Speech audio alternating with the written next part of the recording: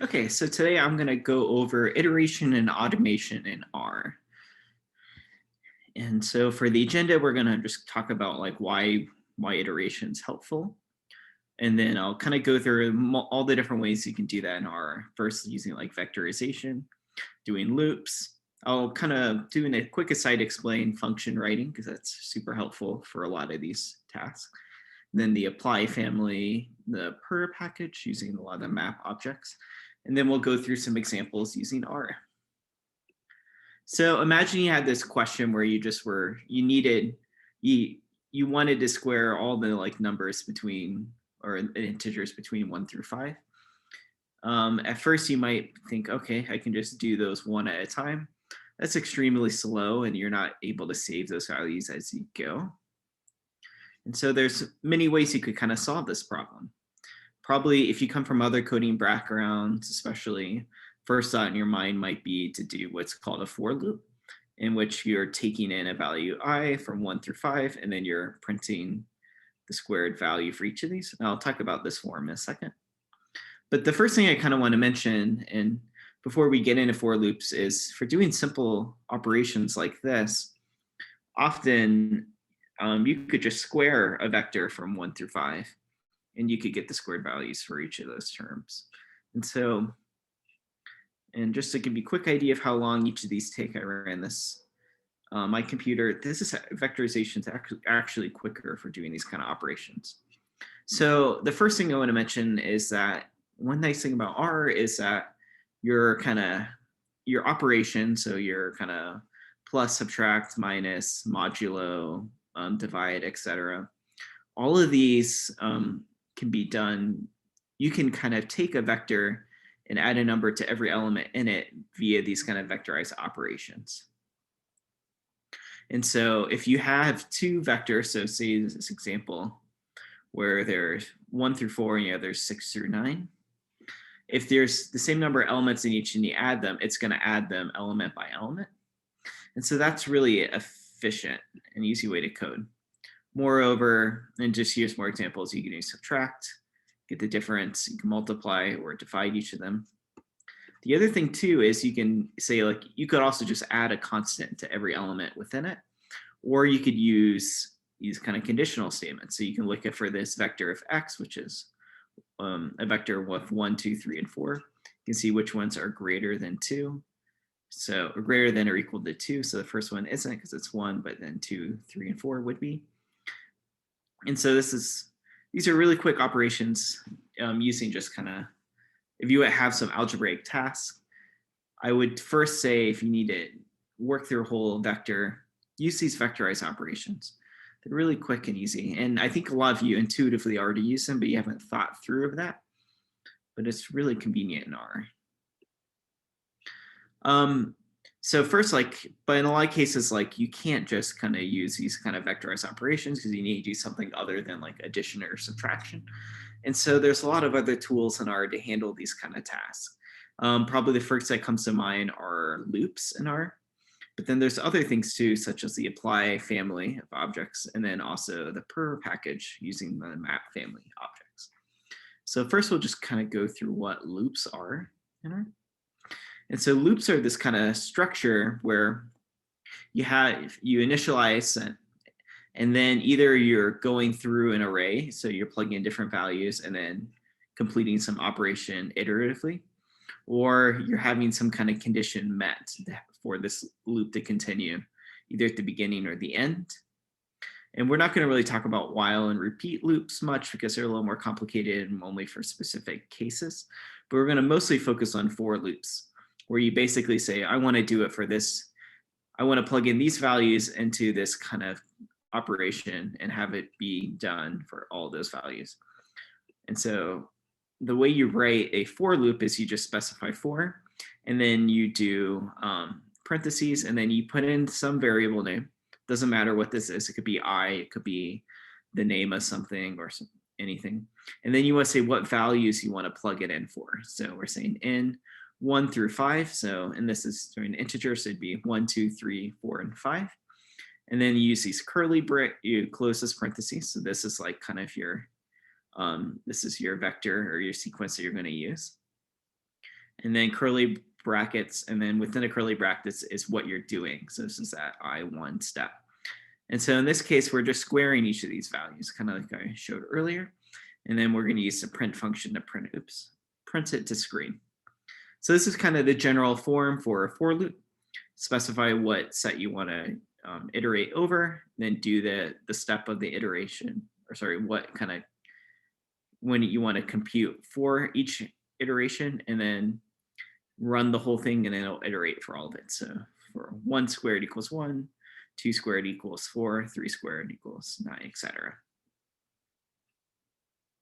So this is just a very simple way of just running it. And just like on loops, some people get very up in arms about loops. I'm of the philosophy for R, do whatever is easiest for you.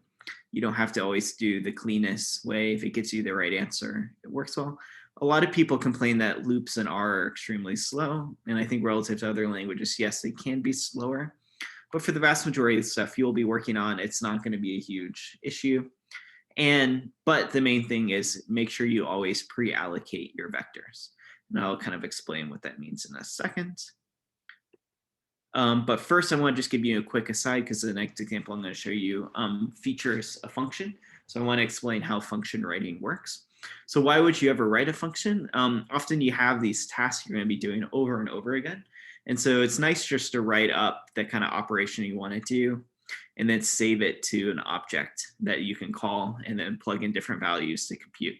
So here's an example of like a function calculating like the standard error. So here's like just a formula of the standard error above, right? It's a variance divided by the square root of the number of samples, your sample size. And so the structure of a function is, first you have to name it something. So in this example, I'm just going to create a new function called s_e for standard error. Then you use the object function to create functions. And then here is, this is where you put the arguments for the function. And you can specify presets for the function if there are specific values you want to plug in there, and you can add as many just by adding other commas. But in this case, because I didn't put equals or anything, this is not going to have any presets. So they're going to have to plug in a vector of values for this. And then kind of like the for loop, you have curly brackets again here. So you have curly brackets, and this is like what you're going to compute. So that whatever, since this is the last line in the function, this is what's going to be outputted to when you run this operation s_e. So I just have the standard, actually this is kind of wrong, I just need the variance is the standard deviation. Don't worry too much about that. But essentially, yeah, it's just the values here, and then this is vectorized, remember, right? Or sorry, this is not vectorized because it's showing the whole vector. But then we're taking in the square root, the length, to get the number of values here. So this is just a quick function you can write. And so this is referred to as a body of what you're doing. So whatever the last line is, and whatever that outputs is going to return the value for that function. You'll see elsewhere, some people recommend using return. I usually would do that, but reading other style guides, I guess now it's actually recommended you don't use return. So don't worry about if you never heard about that.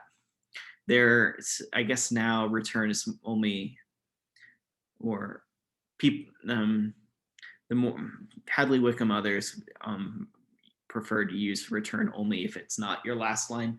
So if you have something above it, but don't worry about that for now. Okay, so here's an example to show you why pre-allocation is important when you're using for loops. So we're going to have this function here that has a for loop built within it. So this is a function called gen_grow. The function you're plugging in n, which is this really big value. I guess it's 100. I can't always buy these. And then you have max equals 1 to 500. So it's a vector of integers from 1 to 500. And so first they're going to set mat to null. So it just isn't anything.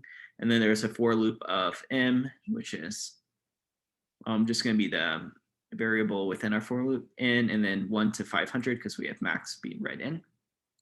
And so what this is running is it creates mats every time, or it's creating mat. And then it's C binding, so we're adding columns to the mat data frame, and it's random for the number Actually, no, sorry.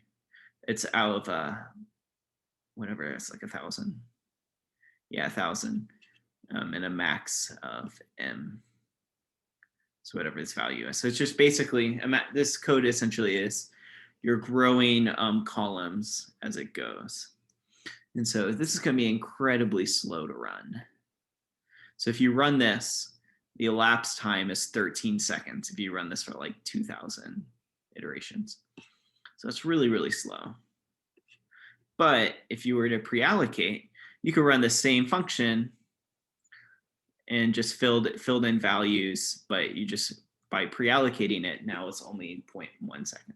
So this function too, it's like, so instead of kind of growing this kind of matrix over time, what they're doing here is they're saying, okay, we know the size of the matrix and we're going to fill in random values to fill it. And so if you just do that, it's much, much slower. So basically it's when you're running a for loop, when you have data you're creating, you want to specify the size of that object before you run the for loop, and then you're just filling in the values to that object. Don't just keep adding rows every time you do it. Okay, so that's kind of an overview for loops. I'll give a bunch of examples in R to help make sense of what all this kind of pre-allocation means. I think it helps to see some examples first. Okay, besides using for loops, or specifically apply objects, can be really helpful. What you'll notice is often when you're building for loops, you end up in this kind of, it's easy if you're doing a simple for loop, but for loops can be really complicated if you have for loops within for loops within for loops, because then you have to keep track of where all the braces are, and it can be really complicated. So instead of doing that, the other base R way of doing this is using what's called the apply objects.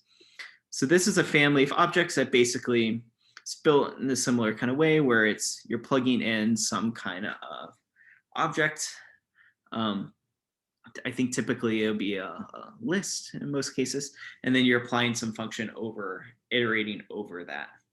And so there's different ones like lapply, sapply, normal apply, tapply, mapply. And for each of these, it's kind of specifying for lapply, you're looping over a list and evaluating it for each element. Sapply does the same thing, but tries to simplify as much as it can. I'll explain what that means in a second. Apply just does the margins in an array. Tapply does it for a subset, and mapply is just a multivariate version of it. But overall, they kind of all have the same kind of structure of what you're plugging in and then the function you're running.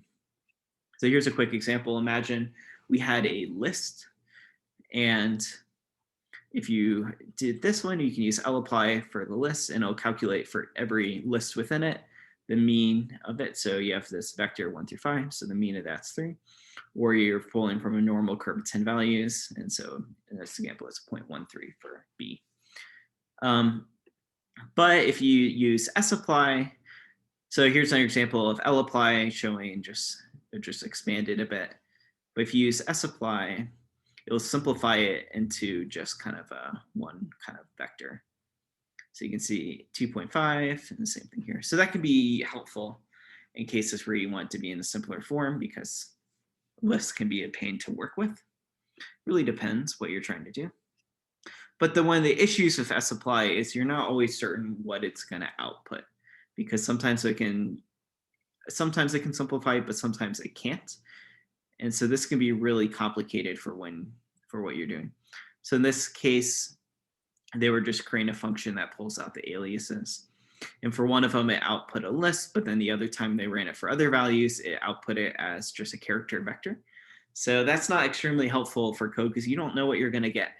And so because of this problem, and just because of the rise of tidyverse, one of the more ways of coding now, or more useful ways, is using this package called Purrr, which I forgot to change the slide, but it's with 3 R's here.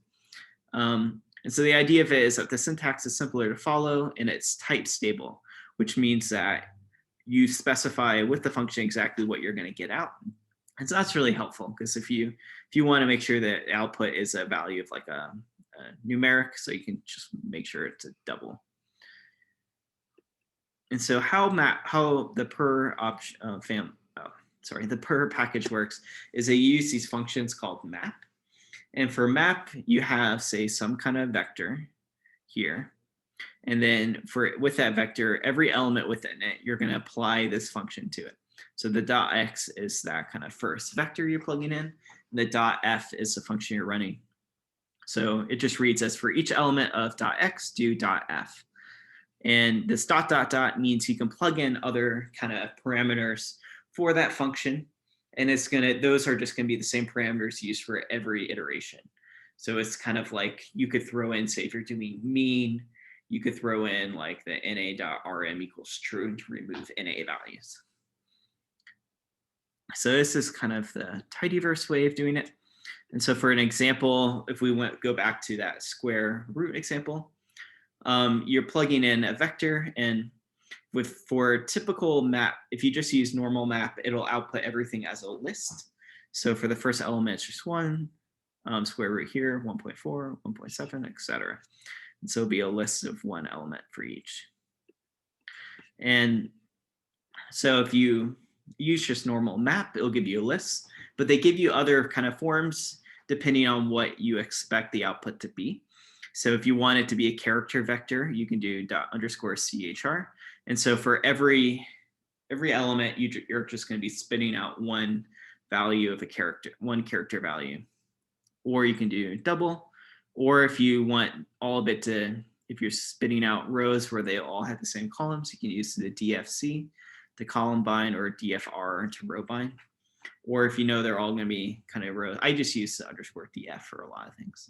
Map int if it's an integer, and map LGL for logical too. And to show you some examples of that, imagine we had a tibble, just a data frame essentially, and we're just pulling from normal distributions for creating a vector of A, B, C, and D. And so if you did normal map right before given all its individual lists, but if you did map double, you could then get it just be a vector, a numeric vector of each of those values. If you did, and so in this case, we're plugging in the function mean to do it, or you could plug in the function median or standard deviation here. And so what's really nice about using the map is you can, if you have to run a bunch of functions using the same kind of data, you can just keep adding different maps or change the function. And it's really easy to kind of do these kind of iterative steps really quickly. And so as I mentioned before, right here is just outputting as a list for the two. And then, but we can also use map double in the same example to output it as a vector. So this is the list form and the vector form. Now you might be wondering, like, this sounds great, but I don't know how useful this is, especially because these kind of map objects are assuming inputs, typically lists. And so what's actually really cool is, and what's really powerful about the Purrr package, is that it works really well with these things called nested data frames. And so nested data frames are just where you're storing within each row an entire tibble within that row. And so you can create these really easily by using group by to kind of create all your different groups, and then the function called nest. And then it'll actually then take all those different group by kind of specific data frames and create a row with that tibble in each of them. And so using nested data frames allows you to preserve relationships, observations, subsets of data, and then allows you to manipulate them by just using the map kind of functions. So here, like, it was kind of like they group by species and then they nested it. And so the first one is in this iris data set, Setosa here, and you can pull it out by using, because it's going to be a list within it, using the double brackets for 1, 2, and 3 for each of these. And so it might not seem super interesting yet, but it's really, really powerful. And so remember, right, you're computing. So what's really cool is that a column can be a vector of data frames now. So when you're doing this, you could run this map, and this could be a whole data frame of itself, a data frame, a data frame, a data frame, doing these functions. And that's what makes it really helpful, because it allows you the cool functionality of group by, but also allows you to iterate over it. And it's trickier to do group bys outside of dplyr. Like if you're trying to iterate over them, it can be a lot more complicated because you're kind of have to run the code to kind of pull out one. You have to filter it down to like say one species, like in the Setosa example. And so here's kind of like the whole kind of pipeline of how this kind of can work. So imagine you had this iris data set here, and then you took that iris, you piped it into group by species, and then you ran nest here, and then you created a nested data frame here. And then you imagine you created a function where you just created linear regressions. I wouldn't recommend doing this because I think you should check assumptions, but this is a great example showing you what can be done with it. And so this mod fun is a function that calculates a linear regression of sepal length dependent on the, or just, yeah, regression, just calculate, I guess, the intercepts for each of these. And then you can take that, so you have our nested data frame and underscore iris, and then you can then run mutate to create a new column called model. And then we'll use the map. So it takes a list, outputs a list, and then data, which is where our nested data frames are. So that's our vector of data frames. And then mod fun. So it's going to run this kind of regression on all of it. So now we can calculate all of these beta coefficients by using then map, or so this is a good view, sorry, back up. So you run this code, it's going to create a new column called model. That'll give you the linear regression models for each of them. But you could also create another function where we pull out, say, the beta coefficient, and then run it and use map underscore double to output just a data frame with the beta coefficients for each of the species. So it allows you to compute kind of complex stuff, and it can be as complex as you want based off your function, and then allows you to iterate it over those select groups of data. I'll explain a lot of this later. I think this is super powerful, and it at first you might think like, well, I can already run, say, like group by and do summarize and calculate means or other stuff, which is definitely true. But if you're doing more complicated stuff where you need multiple columns of outputs, normal summarize or mutating with grouped data frames isn't going to work in that case. If you want multiple column outputs, you're going to have to use Purrr. And I think also the other main benefit of running this is the fact that it gives you these kind of nested data frames, and it allows you then, I think it kind of guides you into a way to make the coding really efficient. Because once you have it nested in the way you want it, then you're like, okay, I need to create the function that will give me the output I want. So the kind of way I kind of code it or work through it is I nest it, I save that to a temporary object, I pull out one instance of it. So I just use the $ data, double bracket 1, save that as like a df or some other temporary objects. And then I create a function and make sure that function outputs what I want. And once that outputs what I want using that kind of toy df data set, then I can then iterate over all of it really quickly. And so this is like a really efficient way to code and create these kind of more complex iterations. So imagine you want to change all your date types.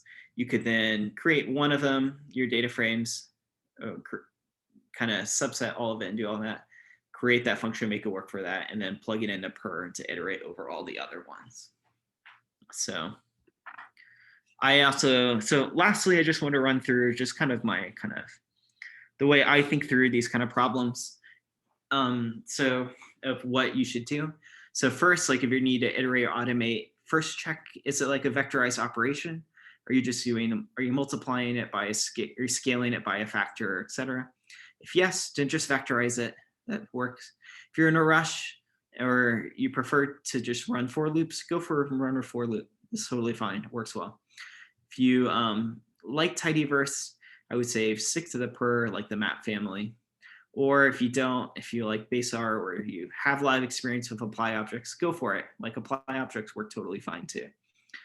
So this is kind of how I think through how you can work through all these different ways to automate. Really depends on what you're doing and what you're comfortable with. I've gotten much more comfortable with Purrr, so I usually just use that over for loops, but it really depends on what you're trying to do. Okay, let's go through some examples. So I have an R script here. So first I'm just going to load the packages, tidyverse, Polymer Penguins, LME4. I'm going to pull some data from this package called Recursive from Jenny Bryan. So I already loaded it in, so you can just run this through right now yourself. And then, yeah, so recursive package is loaded. So I'll just give you an example of some vectorized operations, sorry. And so let's just create a vector. We're gonna run stuff through. So integers 1 through 20, right? So it'll be our x_1.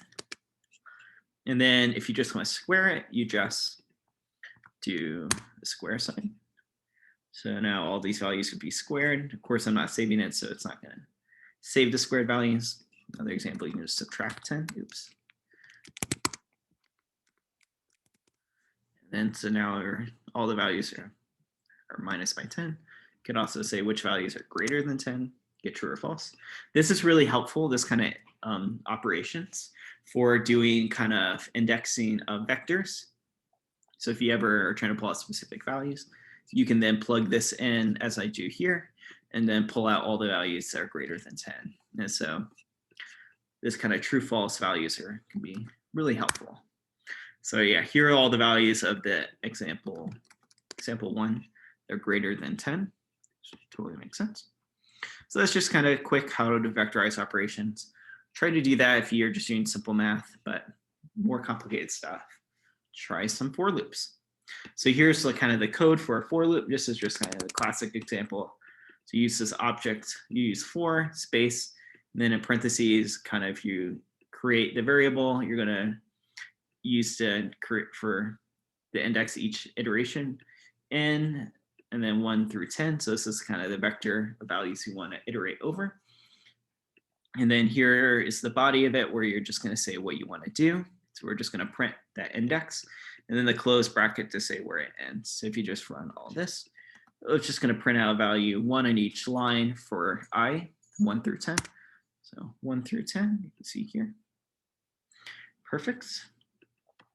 And then here for 1 and 10, I'm gonna, you can also say assign it for something and then write it later. That works as well. So you can also save values within this loop. Yeah. And then here's, so now I'll go into kind of pre-allocation. So before we did, it's great, it printed it to the console, like we got the values, but say you wanted to work with those values later, you need to save them in an object. And so what I'll show you is kind of the proper way to do this kind of pre-allocation for loops. So say we know we want to square the values 1 through 10 using that kind of for loop.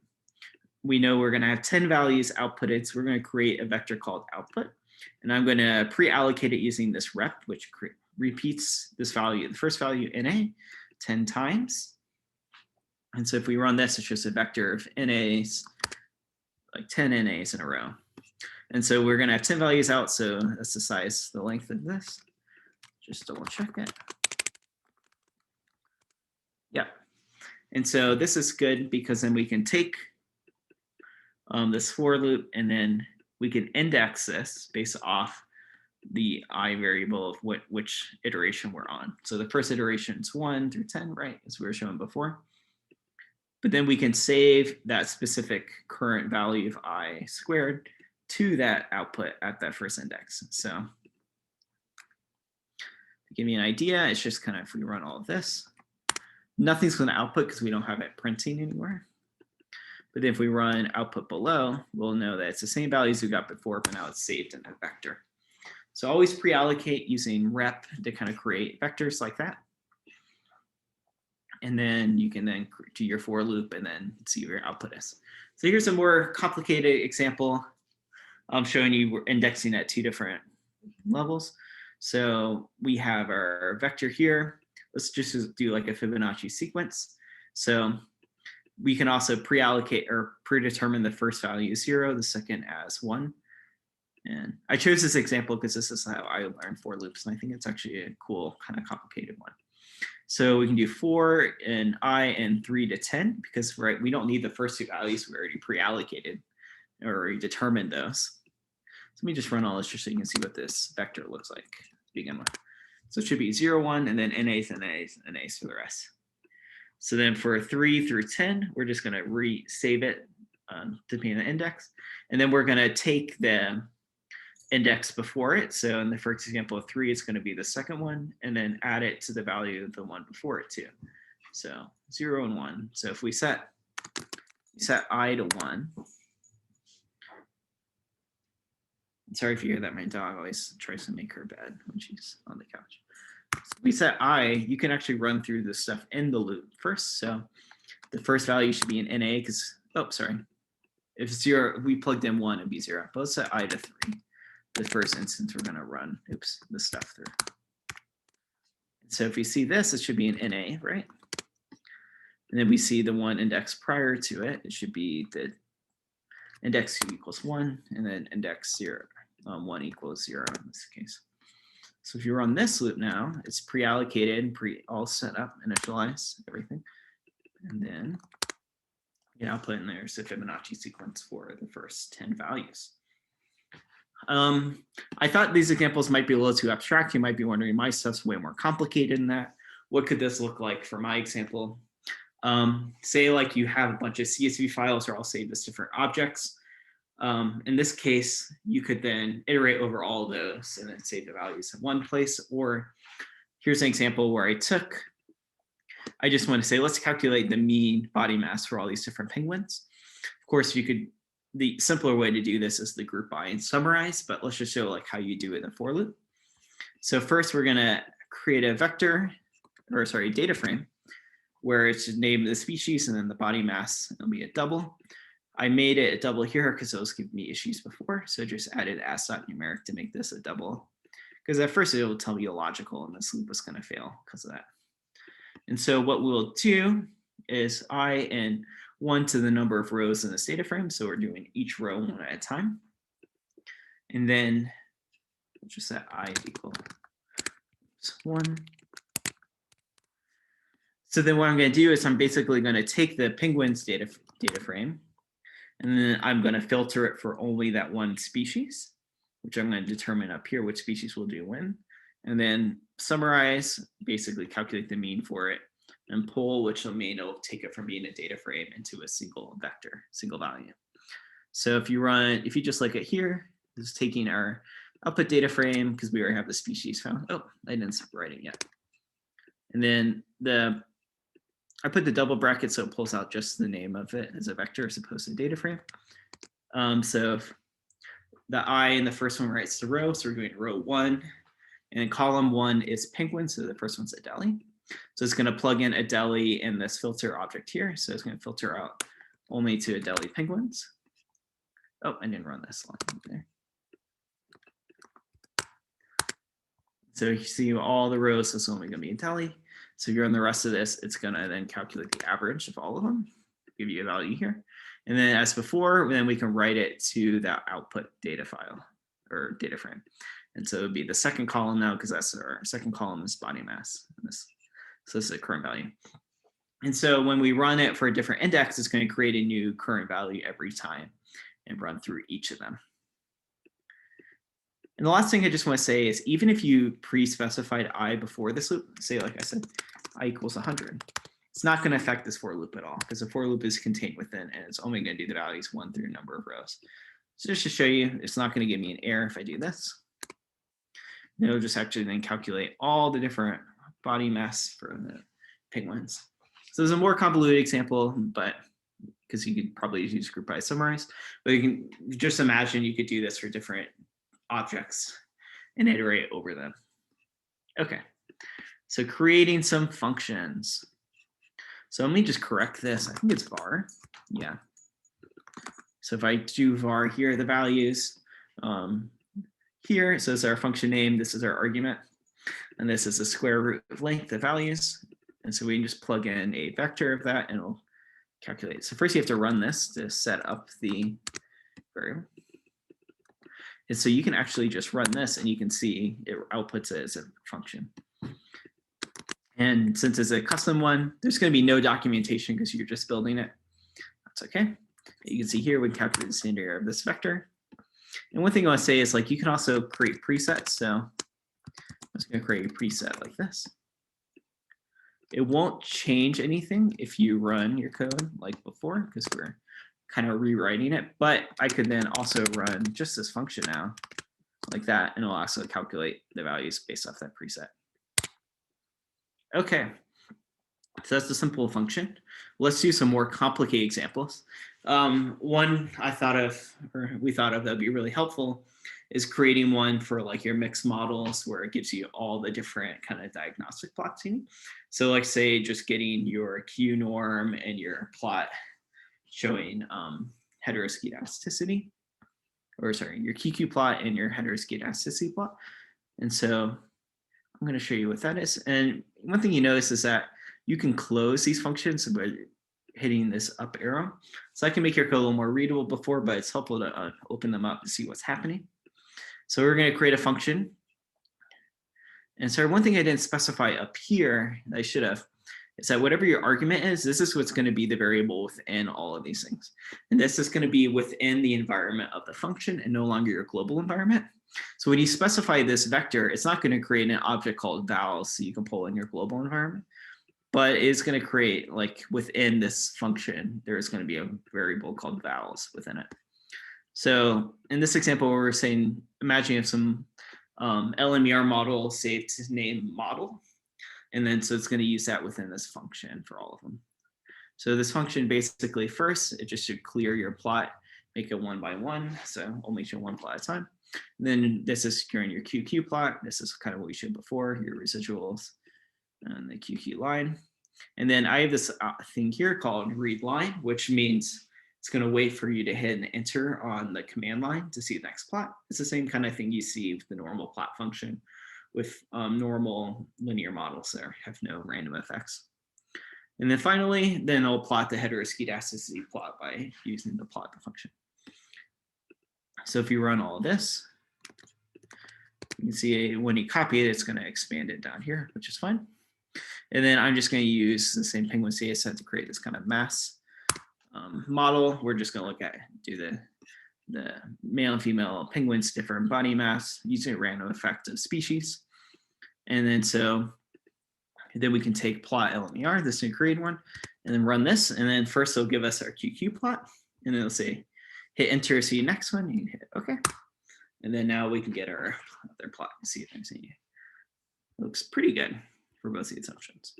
So it's just a quick example of like you can create functions of almost everything to make your life easier. If you're doing some function like this could save you a bunch of code and also errors you might be making, because then you're not having to rewrite it out, but you have it just as one function you can call it over and over again. So now let's talk about some Purrr examples.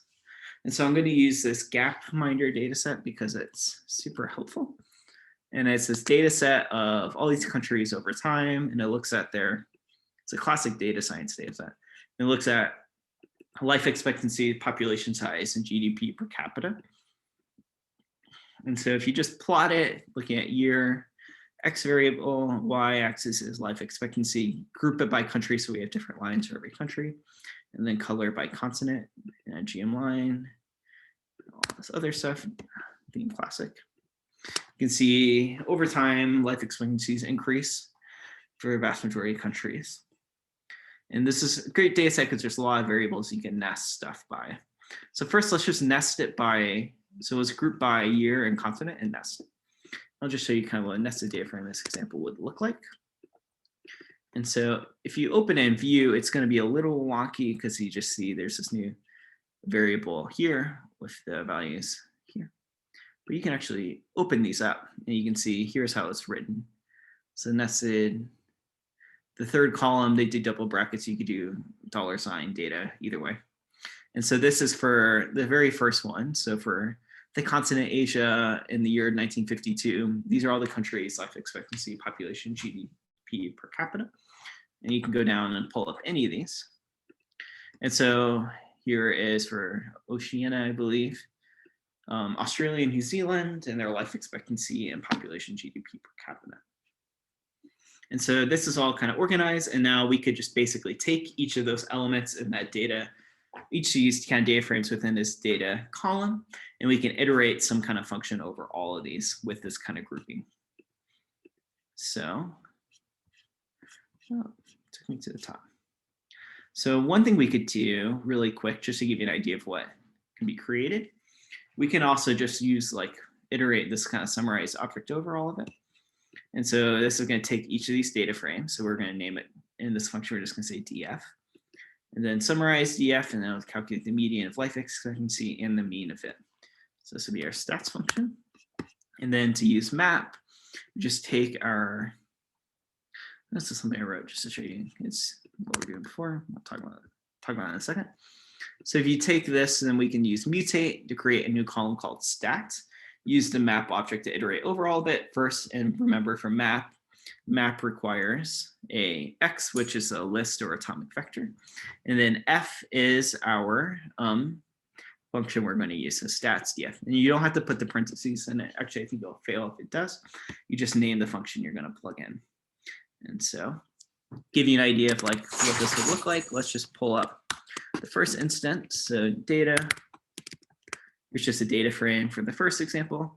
And then we can just always check it by running just a function over that just to see what that looks like. So the output is going to be the median and mean for this data set. So it's this year for that particular continent. And so if we run this, since we have map, it's going to create a new column with a list, a type list, a tibble of one value, but then two columns are mean and median. And then we can get rid of the data because we don't need that data anymore. Then we can take that and unnest it to pull out those values and create new columns called median and mean. And so now we can just plot this, and it's a much simpler graph because we're just kind of averaging everything out, which you wouldn't want to do for your time series, but just a quick, easy way to kind of understand what's happening. So I'm just going to plot two different lines, line for median and mean. And the main difference is the lighter line will be the mean, and then the solid line is going to be the median. And so you can see different consonants are different colors. And then, yeah, theme classic to make it look prettier. Of course, like you could always, you don't have to use Purrr to do this example. You could have just done it with summarize, but same thing here. I think this is the same example, right? Did you do anything new with this? No, just copy it down. Don't worry about that. So in this case, like you might say like, yeah, but map doesn't seem that helpful because like, yes, summarize works really well with this kind of data. But let me show you like a more complicated example where you couldn't really do it with summarize, but is super valuable with map in the Purrr package. So let's imagine you were told that you needed to plot only the countries that were the top 5 for GDP per capita at the beginning and the end of this kind of time series. So at 1952, but also 2007. So you need to kind of do a bunch of kind of dplyr operations to pull out what countries meet those kind of conditions, and then only plot those countries. So this is where Purrr, I say, really shines. So let's create a function called top 5. And so we're going to have it df be kind of our argument, so the data frame. And first, I just knowing from playing with it because it wasn't working, it's saved as a factor. So I'm going to change them to be characters for each of the countries. So this just rewrites that for you. Not really important for this example, other than makes it work. And so to kind of figure out these kind of countries, the way we can do this is we just need to figure out which countries meet those conditions and then filter those individual data frames with those countries. So this is running it for each of those instances, for each of those data frames. We'll be kind of calculating those kind of top 5 countries and plugging them in. So first we can just find the top 5 within this individual instance. And so we can just filter it for year 1952, arrange it for the ones that are the highest GDP per capita, and descend makes it so it's the most to the least. Slice just pulls out the first 5 columns, so the top 5. And then we can use pull to then get the country names for all of them. And then same thing below, we can do top in 2007, same idea, save it to a different variable. And then at the very end, we just filter it based off using the n index, which says like, take the country column and then make sure we only return values that are found within this vector of either 1952 and 2007. And there might be some overlap in the two, that's totally fine. It's not going to be double counted within it. It's just going to filter if it meets one of those. So here's just like a quick function that kind of solves that problem we need. And now once we solve that, once you write a specific function to do whatever you need to do. Then you can just iterate over it by using the Purrr kind of framework. So just run that function really quickly. We're going to nest it by continent because, right, we need to pull in the year data into each of them. So we're no longer going to use the other nested one. We're just going to group by continent. So it'd be 6 different groups for each continent, except for Antarctica, and then nest it that way so we can see the data. It looks like this. It should just be the continents and then all the data within it. And so now it's just really simple. We'll just create a new column called selected countries, so the ones we've chosen, map, and then data top 5. So boom, and then it creates all of those, and then you can unnest it to pull out all the values that are needed. So this kind of expands all the data frames again. And then we can just ggplot and then run that. We'll plot, or just run all of that so we get the rest of it. Just create the G of lines for each city. So now we just pulled out the top 5 countries at 1952 or 1970 really, really quickly and iterated all of it without having to create for loops, use lapply, and these other more complicated ways of doing it. And the other thing I was going to mention is, let's see if I can do it here. We can also change it to be like df, since we know all of them are going to be the same number of columns and everything. This will just kind of, it's like basically like row binding everything. Unless I did this wrong, and maybe I won't. And then there's actually some issue with it. It's always simpler to just use map and unnest it. Yeah, skip that for now because I don't want to troubleshoot during this video. Finally, like what if you wanted to say, take those group data frames, write each to their own file? This might actually never come up for you, but just to kind of show you how this can be done. We can then first group the data frame and use this thing called group walk. And so group walk is just this function that, so map will write it to screen, group walk will just create or do the operation, but won't write it to screen, which is either way, it's fine for most things. But if you're just writing a file, you just want to write. And so another thing to mention is that map and these Purrr objects can also be written in formula form. So that's actually what this is below. So this is saying that we're gonna take the output, plug it into CSV. The .x is our data that's being written, and then we're going to create this new thing called file, which is going to be just the file path for what's being created. And then this is paste 0, just to create the B in the path. And then what's cool is you can plug in actually the individual continents by pulling the .y and use the $ continent to get the groupings, which is kind of complicated, but just to show you it can be done pretty easily. And this is going to write each of them to file. So it's going to be a bunch of files, and they're all going to be, if I go actually to my folder here, we can see it in here really quickly. So we see output, this new folder I created before. Now we have all the different data frames for Africa, Americas, Asia, Europe, Oceania. And so like you can actually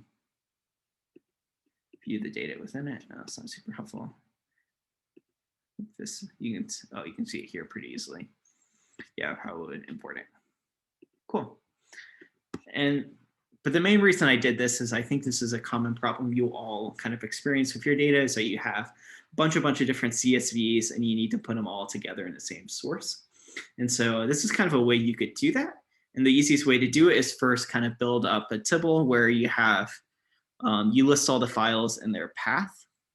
And so this is using list.files, path equals, this is kind of to get the folder output full name so we get the full path to it. And so I'm just going to create a tibble where one of the columns is just the file path we need. And then what's really nice is we can use map and then basically just read in all the data for each of these file paths all at once. And so now you see it just read in all these tuples back again. And then you can just unnest this again, and now you just have the full data set all read in all at once. And the continent, it's a little tricky. I probably should have written it here as another column just so it's saved, but you can use some quick string manipulation to clean it up, remove the file path, and now you've got back to kind of your original data set. So those are just kind of like overviews on kind of iterations in R. The one thing to think about is like once Purrr is basically saying like if you build this really fancy function I'll run it for all these instances you want me to. And so think about like with your own data sets, like what kind of stuff you need to do to all these kind of groupings of data. Maybe it's like figure out, clean up the date and times for all of them. So you could create this function where it can run through some kind of conditional statements. And I didn't put this in the PowerPoint, but I'll add a little bit here. If then statements are also really powerful in R. And so you could create statements where like if it meets some condition, do this, else if it doesn't, do this. So like say like if x is greater than 100, you can say print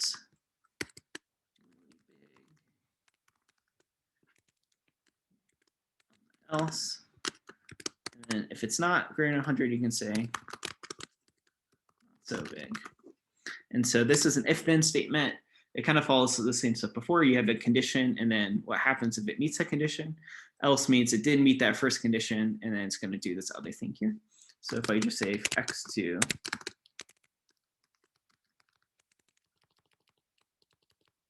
really big number, if you run this whole thing here, it's going to tell me it's really big. And so this is like just use a quick if then statements. This is really useful. The other thing to keep in mind is, unlike the functions before, this is written to your global environment. And so this is really helpful. Like we could then say, create a variable y that says, good job. And this will actually create the variable y that'll come up in my kind of directory up here. So I'll just show you, pull that down. So,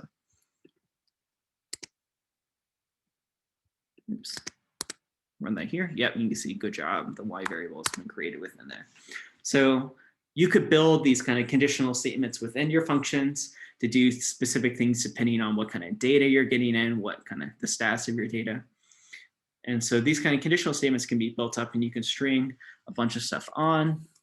Instead that you can also throw in else if, and then say like x is greater than, say like a little bit bigger.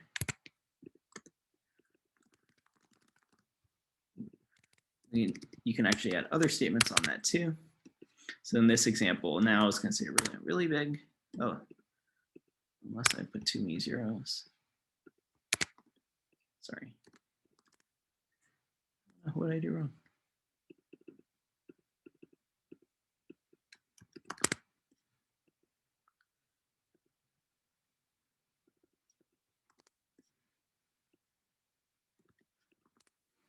So what's happening, right, is you're doing this kind of conditional thing is saying true or false.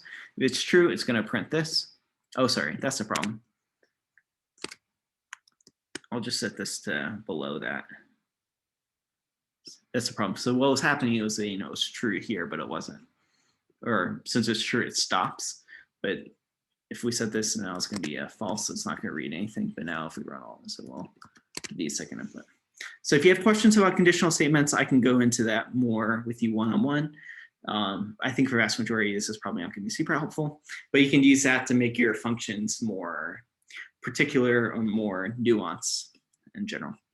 So this is kind of my overview. If you have lots of questions about how to build some of these functions and do kind of using the map objects, let me know. Be happy to run through kind of examples of what can be done with it. And thanks.